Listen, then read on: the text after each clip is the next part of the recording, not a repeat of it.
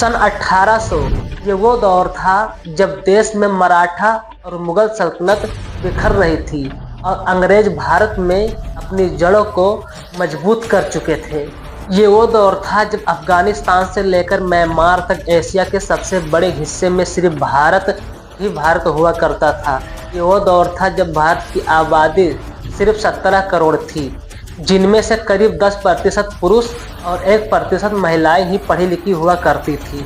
शायद इसी वजह से मीलों दूर से आए अंग्रेजों ने भारत कब्जा कर लिया। ईस्ट इंडिया कंपनी की सरकार ने गरीबों और किसानों का शोषण करना शुरू कर दिया था और सोने की चिड़िया कही जाने वाली भारत को लूटने में कोई कसर नहीं छोड़ा। लेकिन क्या आपने कभी सोचा है कि उस दौर में आम भारतीयों की जिंदगी आखिर कैसी थी? उनका रहन सहन और पहनावा कैसा होता था? उस दौर के भारतीय लोग क्या काम किया करते थे और कैसे अंग्रेजों ने भारत के महान साम्राज्य की हुकूमत को अपने कब्जे में लिया था। नमस्कार दोस्तों, मैं हूं मनीष कुमार। आज हम सन 1800 के अखंड भारत के इतिहास का पर्दा उठाएंगे, इसलिए इस वीडियो को अंत तक जरूर देखना क्योंकि ये वीडियो आपके लिए बहुत ही जरूरी है। सल्तनत और हुकूमत 16वीं शताब्दी की शुरुआत में जब अंग्रेजों ने भारत में दस्तक दी तो शुरुआत में उनका उद्देश्य सिर्फ यहाँ व्यापार करना था। लेकिन जब देश में कई महान राजा उनकी मीठी बातों के शिकार नहीं हुए तो उन्होंने इस महान देश की सत्ता पर ही कब्जा करने का फैसला किया। बता दें कि भारत में कदम रखने वाले सबसे पहले ब्रिटिश टोली के कैप्टन थे विलियम हॉकिंस, जिन्होंने 24 अगस्त 1608 के दिन सूरत के बंदरगाह पर पहला कदम रखा था और कुछ ही समय में उन्हें यह अंदाजा लग गया था कि वह कूटनीति से भारत को अपने कब्जे में कर सकते हैं। सन 1631 में जब शाहजहां ताजमहल बनवा रहे थे तभी अंग्रेज भारत में अपने पैर पसारने की कोशिश में लगे हुए थे। उस वक्त कुछ छोटे बड़े राजाओं के अलावा भारत में 2 बड़े साम्राज्य की हुकूमत चलती थी, जिसमें पहला था औरंगजेब का मुगल एम्पायर और दूसरा था मराठा साम्राज्य। यह दोनों शक्तियां इतनी ताकतवर थीं कि इनके सामने अंग्रेज चाय कम पानी थे, मगर इनकी सबसे बड़ी कमजोरी थी एक दूसरे से नफरत, जो देखकर अंग्रेज एक तरफ इन दोनों सल्तनत के राजाओं के तलवे चाटते रहे और यह जताने की कोशिश करते रहे कि हम आपके साथ हैं, लेकिन दूसरी तरफ बड़ी चालाकी से कूटनीति करके दोनों साम्राज्य में कई लड़ाइयाँ करवाई और खुद बाजी मारने के लिए सही मौके का इंतजार करते रहे। अपने इसी मंशा में कामयाब होने के लिए अंग्रेजों को करीब 100 साल तक लग गए और शुरुआत हुई 18वीं सदी की, जब ईस्ट इंडिया कंपनी ने भारत में अपने पैर पसार लिए थे और मुगल सल्तनत खत्म होने के कगार पर थी और मराठा साम्राज्य भी कई इलाकों में अंग्रेजों से हार चुका था। एक तरफ गरीब और किसानों का शोषण कर रहे थे और दूसरी तरफ शिक्षा और पैसा का लालच देकर युवा भारतीयों को अपनी ही ब्रिटिश आर्मी में भर्ती करना शुरू कर दिया था। वे भारतीयों से बहुत ज्यादा कर वसूलते थे और उन्होंने यहाँ पर अपनी फैक्ट्रीज भी खोल रखी थी, जहाँ सस्ते में बना माल एक्सपोर्ट करके अंधाधुंध पैसा छाप रहे थे और यह पूरा का पूरा पैसा भारत से सीधा ब्रिटेन जाता था, जिस वजह से भारत में आर्थिक संकट की दौर शुरुआत हुई। भारतीयों की कमाई, पैसों की किल्लत और लगान। आपने ये कहावत सुनी होगी कि मेरी जरूरत कम है इसलिए मेरे जमीर में दम है, जो 1800 के दौर में 90% भारतीयों के लिए सही साबित होती थी।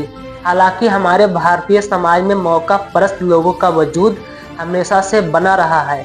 उस वक्त भी कुछ मौका परस्त लोग ऐसे थे जो अंग्रेजों के तलवे चाट कर अधिक कमाई किया करते थे, जबकि आम भारतीय अपनी सभी जरूरतें पूरी तक नहीं कर पाते थे।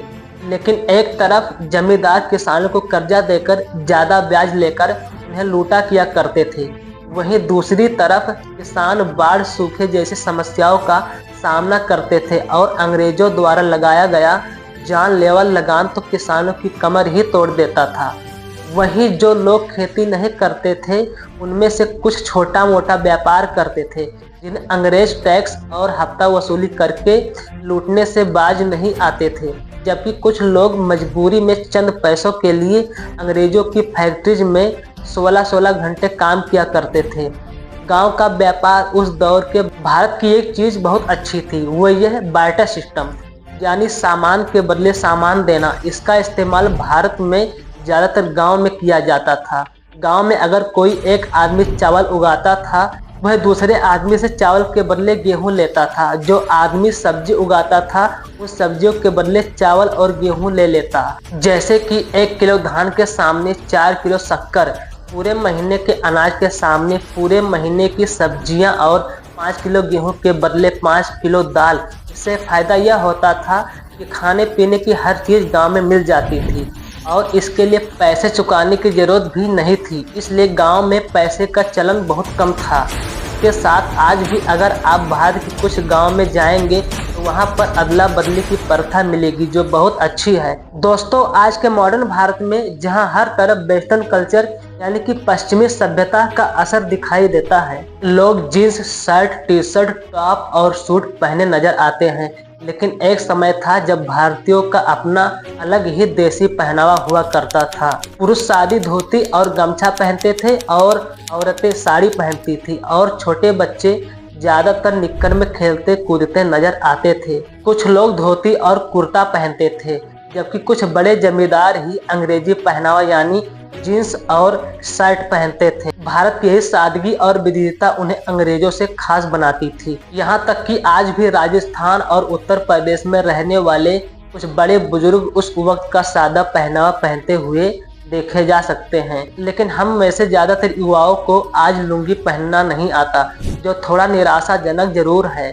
व्यवहार, रहन सहन और काम धंधा, आज इंसान चांद पर पहुंच गए, मंगल ग्रह पर रोवर भेज चुके हैं और आर्टिफिशियल इंटेलिजेंस ने दुनिया को बदल कर रख दिया। लेकिन सन 1800 के आसपास भारत में टेक्नोलॉजी का कोई नामो निशान नहीं था। लेकिन हर भारतीयों का जीवन सुकून से भरा था। बात करने के लिए तार से जुड़ा टेलीफोन तक नहीं था, लेकिन दिल से दिल का कनेक्शन मजबूत था। रिश्तेदारों से महीनों और कई सालों तक मिलना मुश्किल था, लेकिन मन में इज्जत और लगाव जरा भी कम नहीं था। घास भूस और मिट्टी से बने घर ही कच्चे थे, लेकिन लोगों के दिल बड़े सच्चे थे। यातायात के सिर्फ बैलगाड़ी साधन थे। लोगों के शरीर में बहुत फुर्ती थी। जेब में पैसों की फूटी कौड़ी न हो, इसलिए चेहरे पर सिकन नहीं थी और भाईचारा ऐसा था कि एक आवाज पर पूरे गांव की भीड़ इकट्ठा हो जाती थी। दोस्तों, उस दौर में जमीन छोटी हो या बड़ी, लेकिन लोग ज्यादातर खेती करना ही पसंद करते थे और भारतीय किसानों की पसंदीदा फसल नील, कॉटन, अफीम, गेहूं और धान ही हुआ करती थी, जिसे किसानों से खरीद कर अंग्रेज विदेशी मार्केट से अच्छी कीमतों पर बेचते थे। लोग खेती के साथ किसान पशुपालन भी करते थे।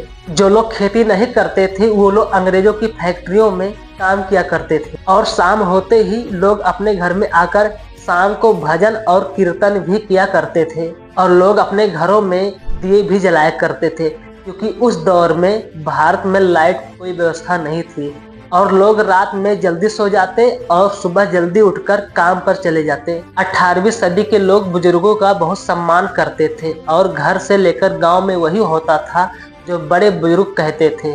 हालांकि वह एक दशा दौर था जब भारत में सबसे ज्यादा जातीय भेदभाव होता था।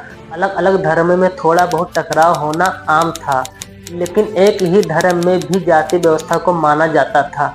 यह जातियां हिंदुओं को 4 मुख्य श्रेणियों में विभाजित करती थी: ब्राह्मण, क्षत्रिय, वैश्य और शूद्र, जिनमें दलितों और बाकी छोटी जातियों के साथ काफी भेदभाव किया जाता था। और यह भेदभाव तो पिछले 200 वर्षों से चला आ रहा था, जिसके खिलाफ डॉक्टर बाबा साहब अम्बेडकर ने काफी बड़ी जंग लड़ी थी और 20वीं सदी में देश में क्रांति ला दी। लेकिन उन्होंने इस भेदभाव को कैसे खत्म किया? उस दौर में अंग्रेजों ने ही डिवाइड एंड रूल नियम को अपनाकर भारतीयों की एकता को भंग करने के लिए जातिवाद और ज्यादा इसका बढ़ावा दिया। लोग अपनी जाति के हिसाब से ही काम किया करते, जैसे कि धोबी कपड़े धोते, कुम्हार मिट्टी के बर्तन बनाते, नाई हर पीढ़ी बाल काटती थी। इसी तरह हर कोई अपने हिसाब से काम धंधा किया करता था।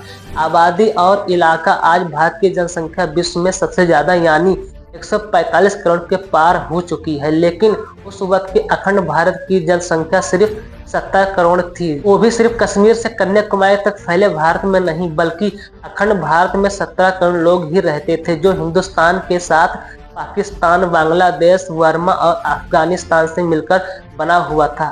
आज मुंबई, दिल्ली और बेंगलोर जैसी मेट्रो सिटीज में लोग घंटों ट्रैफिक में बिता देते हैं और शहरों में हर तरफ खूब भीड़ भाड़ देखने को मिलती है।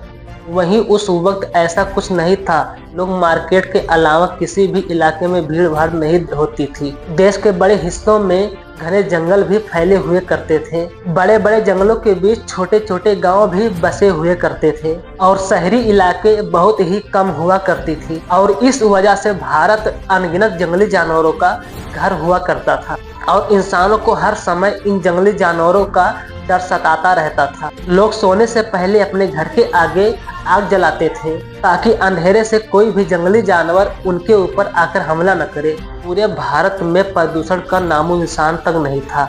उपजाऊ जमीन भी भरमार थी। लोग पोषक तत्वों से भरपूर शुद्ध खाना खाते थे। आज की तरह फलों और सब्जियों में केमिकल मिलाने का कोई सवाल ही नहीं था। सड़कों की हालत भले ही खस्ता थी, लेकिन लोगों की जिंदगी खुशहाल थी। उस वक्त भारतीयों की औसत उम्र भी आज से काफी ज्यादा हुआ करती थी। शिक्षा और साक्षरता, अब बात करें पढ़ाई लिखाई की, तो आपको जानकर हैरानी होगी कि उस वक्त भारत में पढ़े लिखे लोगों की संख्या बहुत ही कम थी। देश में सिर्फ 10% पुरुष और 1% महिलाएं ही साक्षर थीं। हालांकि बिना पढ़ाई लिखाई के ही भारत में रहने वाले सभी लोग किसी न किसी काम में बहुत निपुण थे। कुल मिलाकर उस वक्त में भारत की कुछ चीजें बेहद अच्छी थी तो कुछ चीजें बहुत ही खराब। कहीं पर तो लोग खुश थे तो कहीं पर बहुत दुखी। लेकिन भारत हो या दुनिया का कोई भी देश, सदियों से संतुलन बनाए रखने के लिए कुदरत यही नियम चलता है। दोस्तों, अगर ये वीडियो आपको अच्छा लगा हो तो हमारे वीडियो को लाइक कीजिए और अगर हमारे चैनल पर नए हैं तो हमारे चैनल को सब्सक्राइब कर लीजिए और वीडियो कैसा लगा एक कमेंट करके जरूर बताइए। फिर मिलते हैं किसी नेक्स्ट वीडियो में, तब तक के लिए धन्यवाद।